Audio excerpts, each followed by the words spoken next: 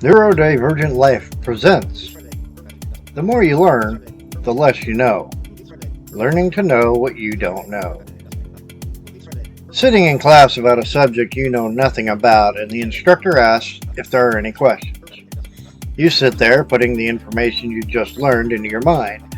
You only know the information the instructor gave you. With no real-life application, how can you form any reasonable questions? Basically, all you can ask is a reiteration of your notes or clarification of a word or statement. You don't know enough about the subject to ask questions. You don't know what you don't know. Fast forward a few weeks when you've had the time to put the subject information to use. During that time, questions arose that you didn't have answers to. Later, when you ask those questions, you're told you should have asked during class and they'll have to get back to you. At first, you thought you were well equipped to use the subject matter in real situations. As you learned more about it, you developed more questions. You realized that the more you learned, the less you knew. You have more questions than answers. What's the mindset? While in school, you may have had to deal with the teacher not allowing you to ask questions. You were only allowed to give answers. They would ask a question and pick a student to answer. You were encouraged to speak only when you were correct. The idea of asking questions to the teacher was slowly drained from your thinking process, and you went through the education system as information absorbers. Teachers taught, but that didn't mean students learned. By discouraging students and children from asking questions, it ingrains in them the idea that the ones that ask questions are the ones that don't know anything. If you were smart, you wouldn't have to ask. You would already know the answer because the teacher just taught it. The only questions allowed were the ones the teacher orchestrated as reiteration of the material.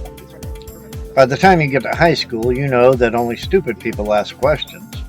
If you get a teacher that encourages students to ask questions, you make sure that the only ones you ask, for participation points, are the ones you already know the answer to. Thinking outside the curriculum has been frowned upon your whole life.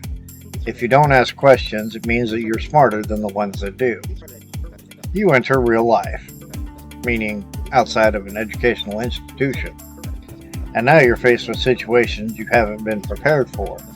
You have two choices. 1.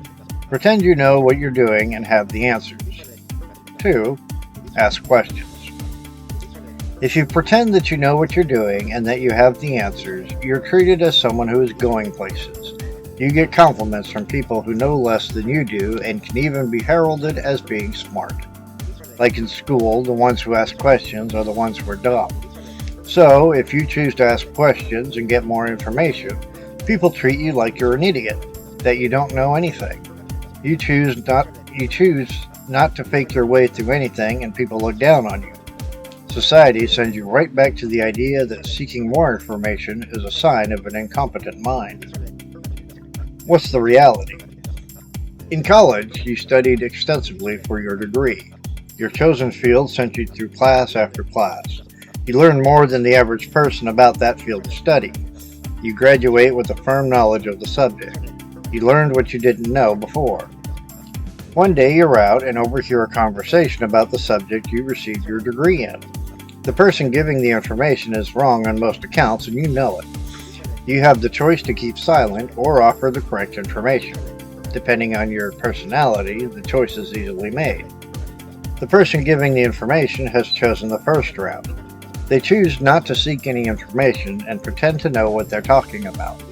The person listening sees them as an informed individual and will likely take their advice.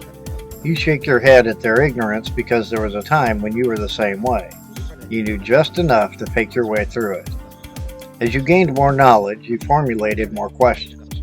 You sought answers, which led to more questions. The more questions you answered, the more knowledge you gained, which in turn led to more questions. The more you learned, the less you knew, or so it seemed. The reality is that the more you learned, the more you realized that there was more to learn. You began to understand that the more you knew about the subject, the easier it was to formulate questions. Those questions allowed you to seek answers, and the cycle of learning continued.